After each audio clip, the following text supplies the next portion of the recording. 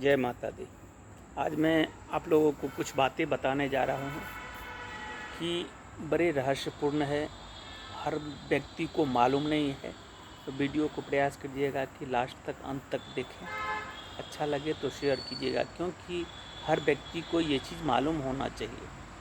सर्वप्रथम कि हम लोगों का कर्तव्य बनता है कि सुबह स्नान करें, पूजन करें, कब वस्त्र बदलें, टीका करें, आसन पे बैठें और अपने घर में जो आप फोटो या मूर्ति रख रखें उसका पहले पूजन करें, क्योंकि घर का देवता को जगाना, वास्तु देवता को जगाना, अपने कुल देवी देवता को जगाना पहले अत्यंत जरूरी है। इसके बाद आप कहीं पे बाहर निकले।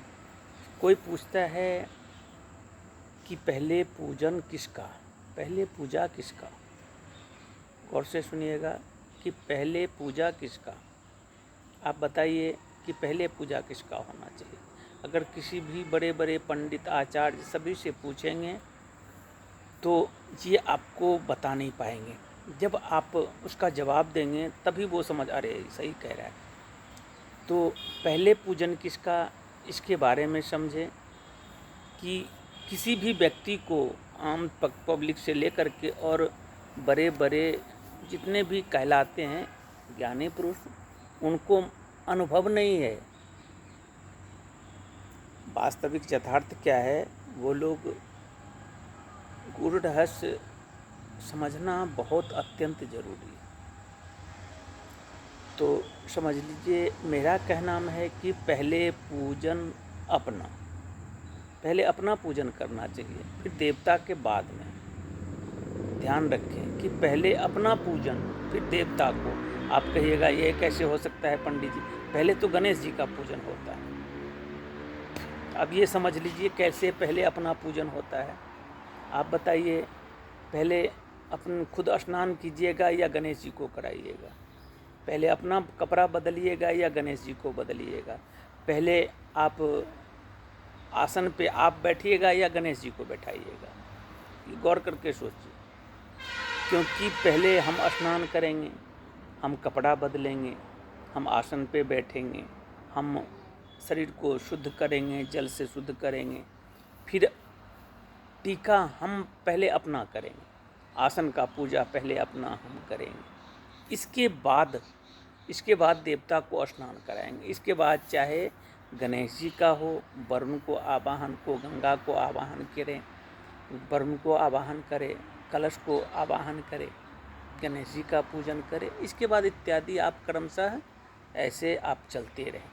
लेकिन पहले बताइए कि पहले आप शुद्ध होइएगा तभी तो भगवान को शुद्ध कीजिएगा। पहले आप स्नान कीजिएगा तभी भगवान को स्नान कराइएगा।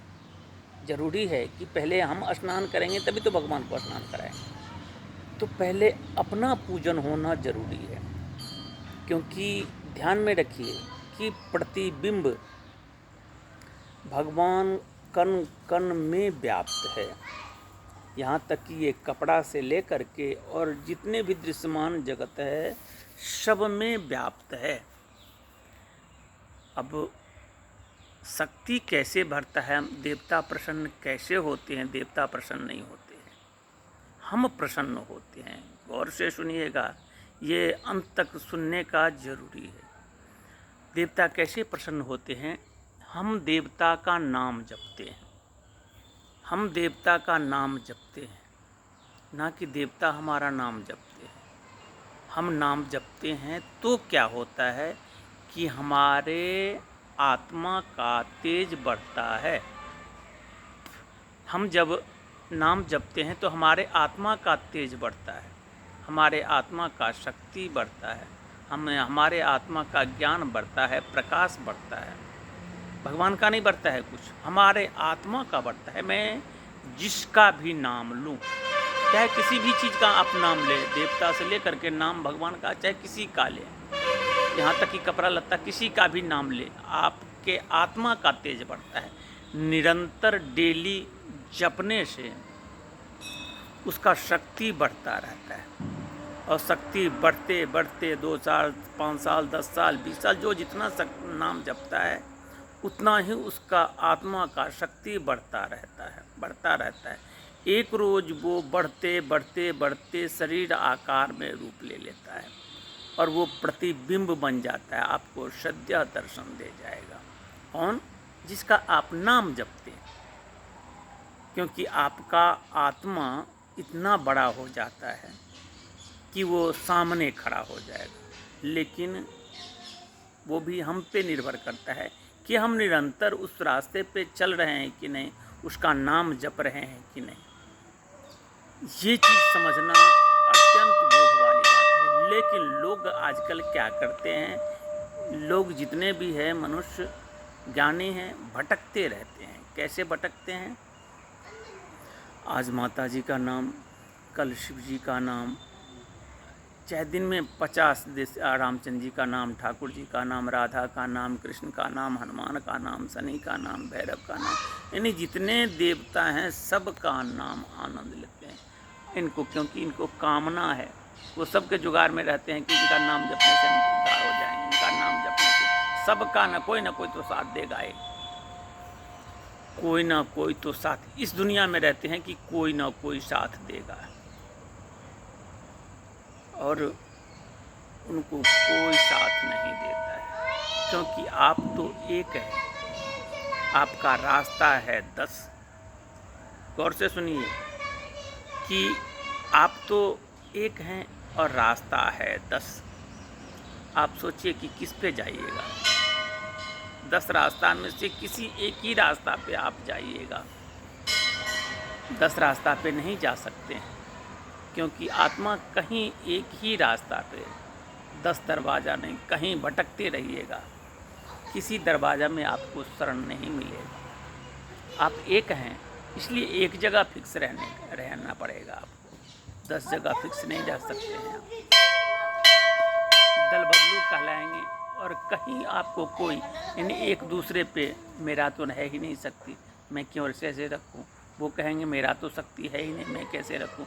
वो कहेंगे मेरा तो, इनके में तो 10 देवता है, 10 देवता में समाता नहीं। आदमी एक और रास्ता 10, कहीं जाएंगे आप एक ही। इसलिए जीवन में अत्यंत ज़रूरी है कि एक रास्ता चुनें, एक नाम जपें।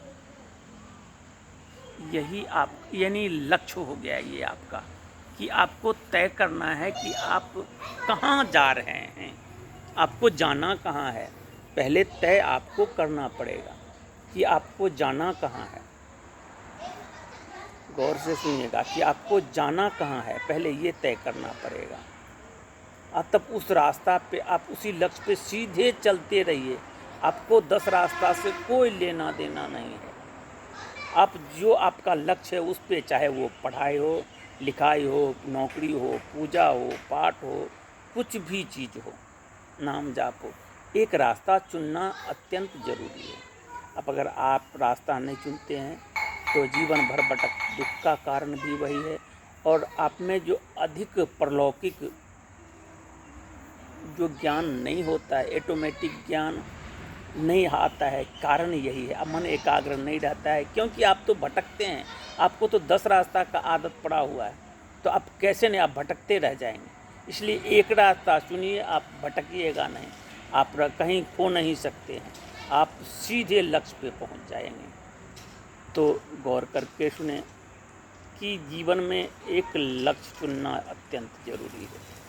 चाहे बच्चे, छोटे बच्चे, बूढ़े, कोई भी, स्त्री पुरुष कोई भी है, नाम जाप अत्यंत ज़रूरी है। हम लोग जितने भी क्रियाएं 24 घंटा काम करते हैं, मेहनत करते हैं, झूठ फसक कर इत्यादि मेहनत करके जो अर्जित करते हैं, किसके लिए? शरीर के लिए। ये अपने लिए क्या करते हैं? कुछ भी नहीं, 0/0। आपके लिए तो सिर्फ नाम जाप ही है। अपना क्या होगा? अच्छा कर्म और बुरा कर्म ही साथ जाता है। और जितने भी आप धन दौलत ऐसो आराम कमाए हैं, सब एक रोज़ यहीं रह जाएगा। यहाँ तक कि शरीर भी यहीं रह जाएगा, फिर आपके साथ जाएगा क्या? शरीर भी यहीं रह जाता है, तो आपके पास इसके लिए आप इतना मेहनत किए हैं शरीर से, वो भी यहीं रह जाता है, फिर आपके साथ जाता है क्या? आपका कर्म अच्छा या बुरा कर्म। तो इसलिए अत्यंत ज़रूरी है नाम जाप। नाम जाप अत्यंत ज़रूरी है। हम लोग नाम जाप करें और मन एकाग्र होकर के एक रास्ता चुने। और ये शरीर के जितने भी हम धन दौलत झोंक देते हैं सब जगह, ये शरीर के लिए, अपने लिए तो सिर्फ नाम जाप है। और एक रास्ता चुनना ज़रूरी है जीवन में, एक रास्ता पे चलें। और वीडियो अच्छा लगे तो लाइक और शेयर करें। जय माता।